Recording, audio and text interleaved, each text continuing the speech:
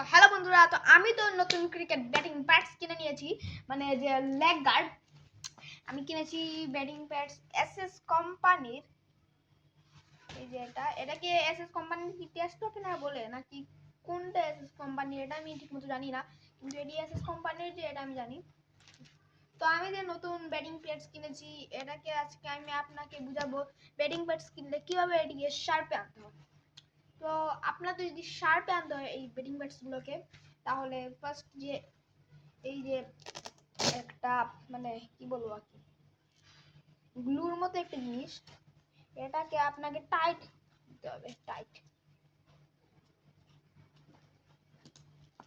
Tight দিয়ে লাগাতে হবে।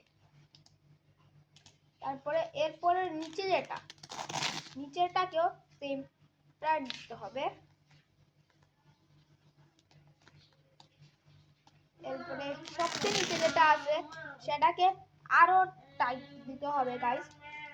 তারপরে যদি আমাদের টাইট দেওয়া যদি শেষ হয়, তাহলে আপনারা দেখবেন যে এটা একটু শক্ত হয়েছে এবং এটা একটু শার্পে আসতে একটু সময় নেবে। যেমন আপনার যদি ব্যাটিং ব্যাটস দুইটা যদি আপনি শার্পে আনতে চান, তাহলে আপনার এটা শার্পে আনতে কমপক্ষে 2 দিন সময় লাগবে।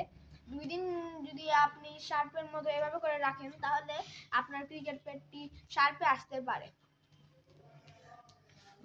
আর আপনি দুইটিকেই একসাথে শার্পে রাখতে পারেন, তাহলে আপনার খেলতে অসুবিধা হবে না, আপনার দৌড়াতে অসুবিধা হবে না। তো আমার ভিডিওটি যদি আপনাদের ভালো লেগে থাকে, তাহলে অবশ্যই লাইক সাবস্ক্রাইব করে রাখবেন, এবং চ্যানেলে যদি নতুন হয়ে থাকেন তাহলে অবশ্যই ভিডিওটি লাইক করতে হবে, চ্যানেল সাবস্ক্রাইব করতে হবে এবং 2-3 জনকে শেয়ার দিতে হবে। তো দেখা হবে আপনাদের সাথে আমার অন্য একটা ভিডিওতে। তো গুড বাই।